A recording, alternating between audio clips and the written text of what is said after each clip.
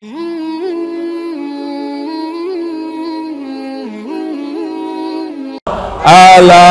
Yasin Alhamdulillah. Ibu bapak saudara-saudara sekalian yang saya hormati, teristimewa Bapak Bupati beserta istri yang luar biasa, berani betul ini Pak Bupati.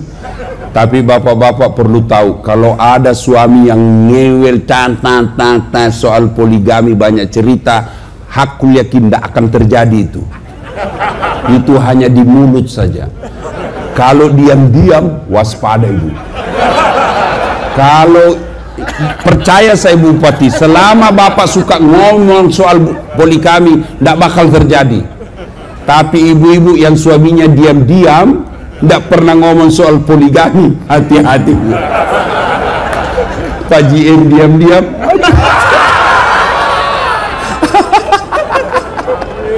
Hati-hati. Nah, bapak saudara-saudara sekalian, Pak JM yang saya hormati beserta istri, Pak Kapolres yang saya hormati, Ketua DPRD yang saya hormati, mohon maaf saya tidak bisa sebut nama bapak satu demi satu. Saya takut kesalahan menyebut nama, dan yang lebih penting, yang sejujurnya saya belum tahu namanya bapak. Nah, saya ingin berkisah 7 orang pemuda. La ilaha illallah, tiada Tuhan selain Allah, jangan sembah kecuali Allah. Bagaimana reaksi masyarakat waktu itu? Semua membencinya. Bahkan pejabat waktu itu perintahkan, tangkap anak muda itu, mengejarkan kesesatan. Maka dikejarlah 7 pemuda ini. Mereka dimaki, mereka dilimpari, mereka dihina, mereka diteror. Maka mereka lari masuk ke dalam gua.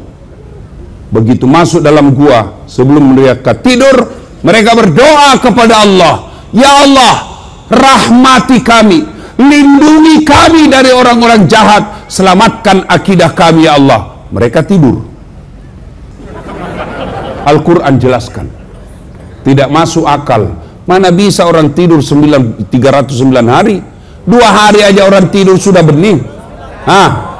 Berapa ibu? Ternyata ibu perhatikan, 309 tahun, tidak masuk akal. Tapi kalau Allah yang mau, pasti terjadi. Musa alaihissalam, Fir'aun punya keputusan, siapa yang melahirkan laki-laki, bunuh hidup-hidup. Siapa yang didapati hamil, ditunggu anaknya. Kalau laki-laki, bunuh hidup-hidup. Akhirnya perda dilaksanakan. Semua laki-laki bayi yang lahir, kubur hidup-hidup. Lahir Musa, gelisah ibunya, dibawa lari. Akhirnya ibunya pasrah. Ibunya membuat peti, dihanyutkanlah Musa kecil ke atas peti, sungai Nil. Subhanallah, tidak sampai di situ, justru petinya Nabi Musa hanyut masuk ke penggarangannya Fir'aun. Siapa yang dapat?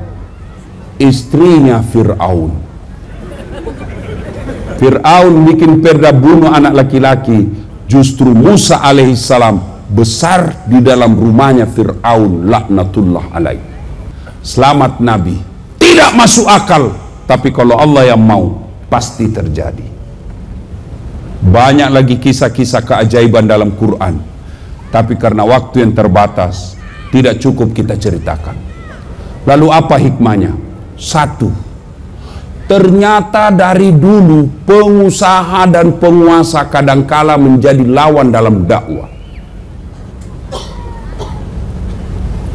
Namrud, Fir'aun, Abu Jahal, contoh yang Al-Quran, mereka melawan dakwah.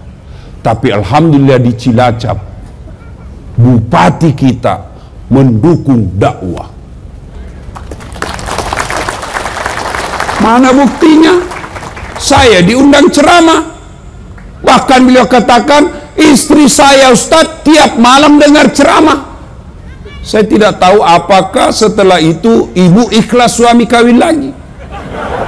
Nah, itu efek yang lain.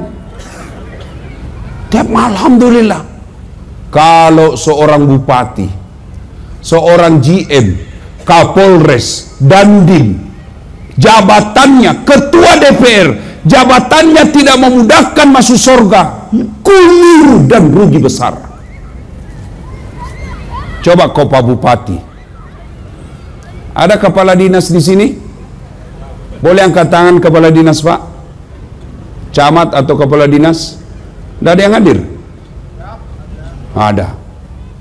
Ada beberapa. Kenapa bisa datang pejabat-pejabat? Karena ada Pak Bupati.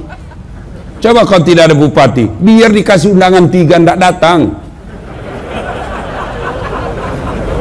Ada polisi di sini? Ada? Coba angkat tangan polisi. Coba banyak. Kenapa banyak datang? Ada Kapolres. Maka keliru dan rugi besar jika diberi amanah jadi bupati, Kapolres, ketua DPR, GM tidak memudahkan dirinya masuk surga. Kenapa? Bupati, Kapolres hanya satu di Cilacap. Kalau ulama di Cilacap banyak masuk surga kelak ngantri. Berapa penghafal Quran di Cilacap? Berapa imam masjid? Berapa penceramah? Ratusan. Maka pun kalau masuk surga harus ngantri. Bupati sendiri tidak perlu ngantri. Kapolres sendiri tidak perlu ngantri. Tapi karena sendiri, salah pun gampang didapat malaikat. Mana Bupati Cilacap? Tarik dia. Mana Kapolres? Itu dia Pak. Ayo Pak, jadikan jabatan untuk memudahkan diri Bapak masuk ke dalam surga. Pak GM, jadikan GM memudahkan masuk ke dalam surga. Coba kalau Pak Bupati pergi salat subuh, Assalamualaikum warahmatullahi, Assalamualaikum warahmatullahi. Pak Bupati cari, mana ini kepala dinas PU? Tidak pernah juga saya dapat berjamaah di masjid. Satpol PP, polisi setengah. Kan polisi setengah itu Satpol PP. Sampai-sampai saya pernah begini, ada komandan Satpol PP, dia bilang, Ustaz, gara-gara ceramahmu banyak Satpol PP ceramah. Digugat cerai, digugat sama istrinya. Kenapa? Istrinya keberatan. Karena bukan kau pale polisi, kukira kau polisi, ternyata kau polisi setengah. Satpol PP lapor sama kepala dinas PU.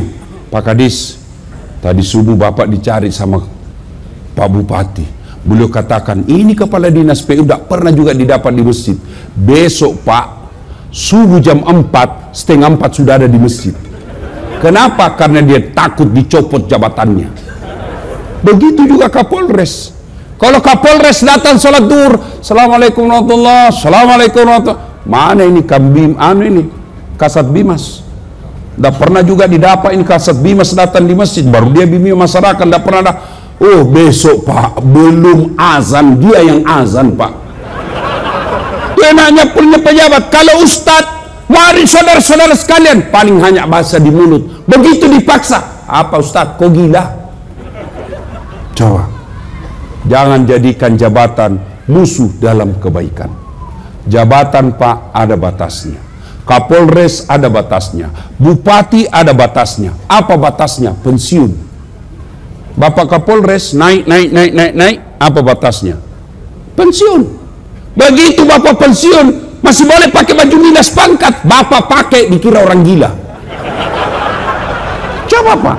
Tapi Ustadz tidak ada pensiunnya. Ayo, satu, jadikan jabatan Bapak dari hikmah kisah ini, jangan memusuhi kebaikan. Jadikan jabatan yang Bapak miliki mempermudah kebaikan, maka insya Allah kebaikan itu akan memudahkan Bapak masuk dalam surga.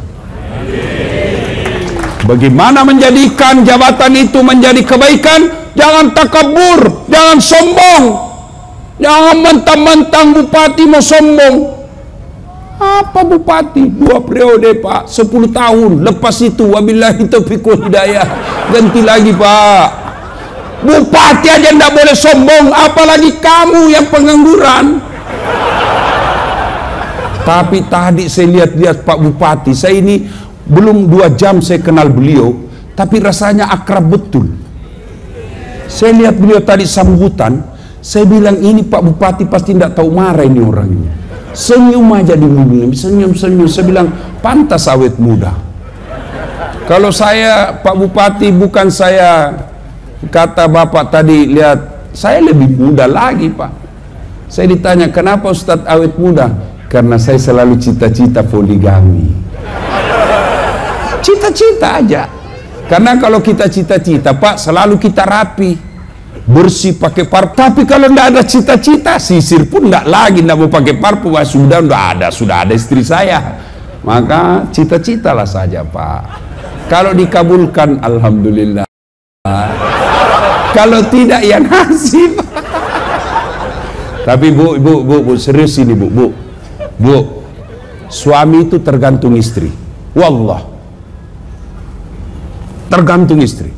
Kalau istrinya sopan bicara, istrinya berpakaian yang baik ketika ada suaminya, tidak pernah bicara bantah suami. Saat suaminya masakannya sudah siap, wanita manapun yang menggodanya tidak akan tergoda. Kenapa? Karena ada bidadari di rumahnya. Pasti. Tapi ini suka ngomel, malas masak, penampilan ala kadarnya. Kita pulang, la haula wala quwata illa billah. Daster 3 hari tidak dicuci, kelihatan tali merah, rambut digulung-gulung pakai plastik, muka dikasih bedak putih, dikasih pula itu timun matanya, lalu dia cabut bulu keteknya di depan televisi. Bagaimana kita tidak stres? Dikasih tahu, ibu ganti-ganti tuh dastermu, kelihatan semua tali BH. Apa dia bilang? Jangan lihat BH-nya, yang penting rasanya bung. Cobalah kalau pulang suami bu, sambut suami. Apalagi ibu yang polisi suaminya. Coba kasihan itu lihat bapak polisi. Coba lihat itu bapak polisi, rasanya ndak ada enaknya hidupnya. Di kantor dimarah-marahi sama komandan. Siap salah komandan, siap salah, tembak pantatnya, siap salah komandan. Di warung kopi baru masuk dicurigai lagi, minta ditraktir, minta ditraktir. Nggak itu enak, enggak. Di jalan ngirup oksigen bau. Sampai lagi di rumah dimaki-maki lagi sama istrinya. Kenapa kau tidak lawan? Bodoh. Apa dong dilawan? Dia Kapolres. Coba lihat kasihannya itu polisi. Coba kalau polisi istri kita pulang dimarah sama komandan, sabar bang, memang begitulah jadi polisi. Insya Allah kalau abang sabar, insya Allah akan menjadi amal. Masa abang yang mau marah sama Kapolres? Sudahlah, memang begitulah takdirnya. Sudah. Lalu ibu peluk dia sambil menyanyi, bila kamu di sisiku, hati rasa syadu. Lambat laun buka baju.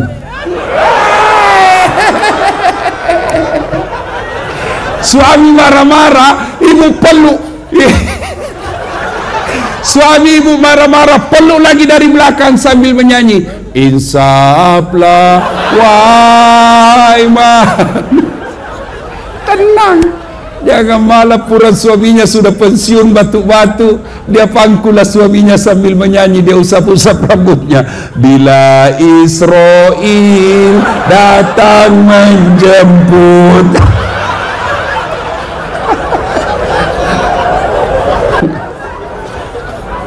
Ya, tuh 2 hikmah dari kisah tadi Pak. Nanti lain kali kita bahas soal suami istri, bagaimana kewajiban berdua. Yang kedua, Pak Bu, tidak ada yang mustahil di sisi Allah.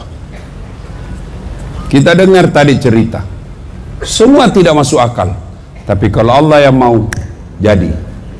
Mana bisa orang Bugis bisa jadi GM di Cilacap? Tidak mungkin. Itu kata manusia. Kalau Allah yang mau, bisa. Tidak ada yang mustahil, Pak. Mana bisa orang miskin pengangguran, rumahnya ngontrak-ngontrak, kok bisa pergi umroh? Bisa kalau Allah yang mau. Mana bisa kita ini sudah bertahun-tahun punya anak, tidak mungkin kata dokter. Kalau Allah yang mau, bisa. Mana bisa anak kita sekolah tinggi-tinggi? Itu kata kita, kalau Allah yang mau, bisa. Semua orang punya masalah, Pak. Ibu-ibu, ini nih, apa ada di sini yang tidak punya masalah? Oh, muka-muka penuh masalah semua saya lihat ini. Ini bapak-bapak, semua kita punya masalah, Pak. Kalau ada masalah, Allah cuma minta, dekatkan dirimu kepada aku. Takarruf ilallah. Dekatkan diri kepada Allah. Bagaimana cara dekatkan diri kepada Allah? Ketika ada masalah, mau naik pangkat, mau naik jabatan, mau perbaiki ekonomi, jangan cari muka sama bupati, capek. Ya Pak, siap. Aduh, Bapak disenang sama bupati, kalau istrinya bupati tidak senang, tidak jalan juga. Benar, wallah. Cari muka sama Kapolres, capek. 2 tahun kemudian mutasi, cari muka baru lagi. Lebih Bapak jadi polisi, kerja aja yang baik. Laksanakan sebagai polisi promoter. Biar Allah yang jaga jabatan dan pangkat Bapak. Kalau Allah yang jaga pangkat jabatan Bapak, kecil jadi Kapolres, kecil. Dan itu ada jalannya, Pak. Yang saya cerita saja tadi tidak ada jalannya, bisa terjadi. Apalagi yang ada jalannya. Bapak sebagai polisi, ada jalannya jadi Kapolsek, ada jalannya jadi Kapolres. Kenapa? Bapak polisi. Dan tidak ada jalannya das atlatif jadi Kapolres. Tidak ada jalannya itu, bos. Maka tidak usah putus asa. Dekatkan diri kepada Allah. Jangan cari muka sama manusia. Gimana caranya? Contoh bupati dengan ajudan. Coba lihat bupati dengan ajudan. Panggil ajudan. Ajudan! Biar lagi tidur langsung lompat. Siap komandan. Coba Kapolres nanti kalau dipanggil ajudannya. Siap komandan. Biar lagi makan kacang. Siap perintah.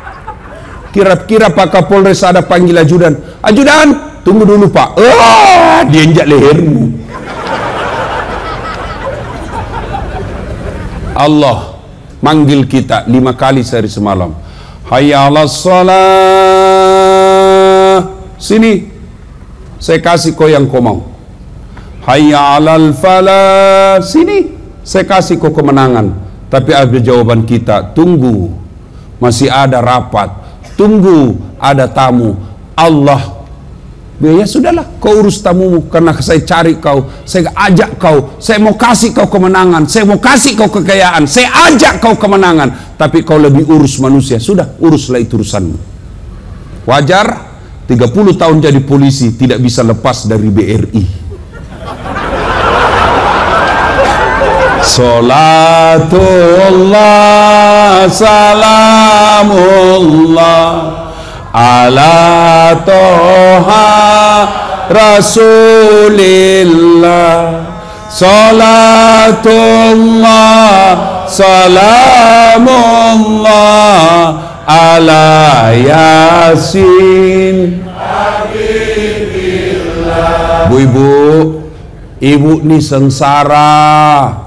Suami kok jelek sifatnya, makin kesini makin hilang sifat baiknya yang dulu kita kenal. Jangan curhat di medsos.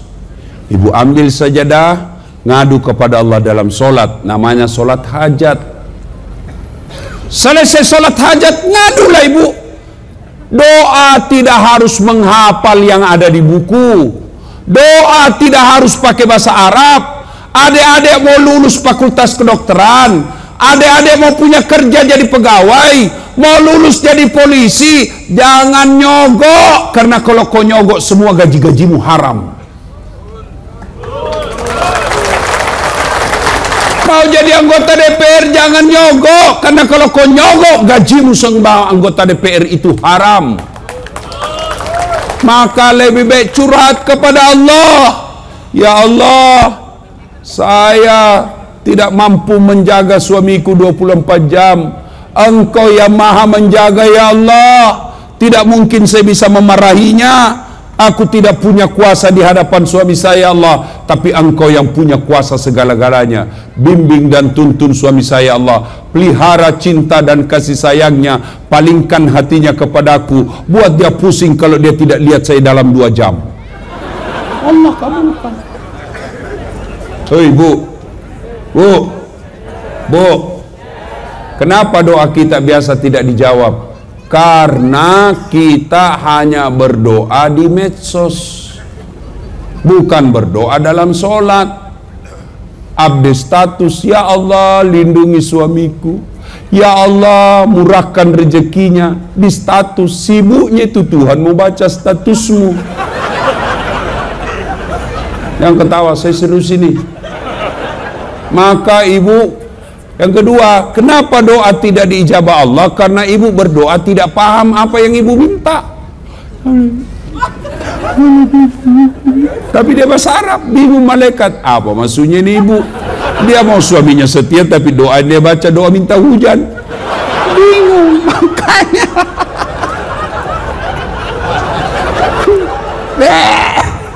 Makanya tidak harus pakai bahasa Arab. Pakai bahasa Indonesia boleh, bahasa Jawa monggo. Oh my God, please help me my mother. Oh my God.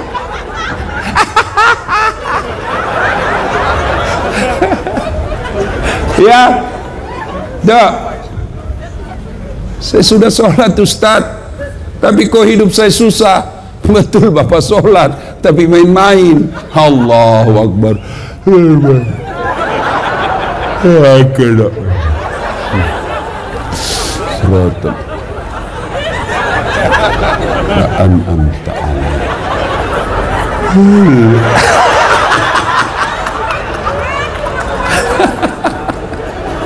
Yo, ibu, ada tanya saya, Ustaz, bolehkah sholat tidak pakai BH?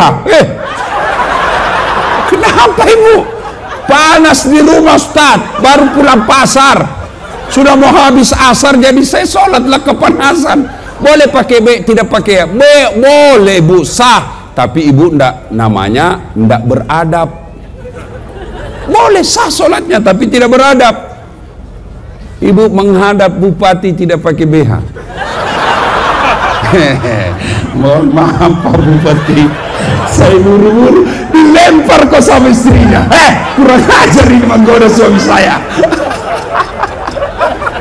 Salatullah salamullah ala toha Rasulillah. Salatullah salamullah ala Yasin Habibillah. Pak Bupati, Pak GM dan semua yang saya muliakan, saya ulang kesimpulan malam ini, tidak usah panjang. Tidak ada yang mustahil di sisi Allah. Tidak ada yang tidak masuk akal di sisi Allah. Allah cuma minta dekati saya kasih kau yang kau mau. Gimana caranya? Jangan pikir caranya. Yang Bapak pikir bagaimana saya dekati Allah. Yang kaya dekati Allah dengan sedekah. Yang pejabat dekati Allah dengan perbaiki jabatannya.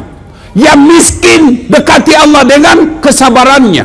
Yang kaya dekati Allah dengan syukurnya. Yang cerdas dekati Allah dengan dakwakan kecerdasanmu. Itu cara-cara dekati Allah. Maka dekati Allah, Allah yang tahu caranya bagaimana memuliakan dan mencapai cita-cita. InsyaAllah. Sudah dekati Allah, ternyata yang dikasih, yang diminta tidak dikasih, sangka baik, sangka baik, sangka baik.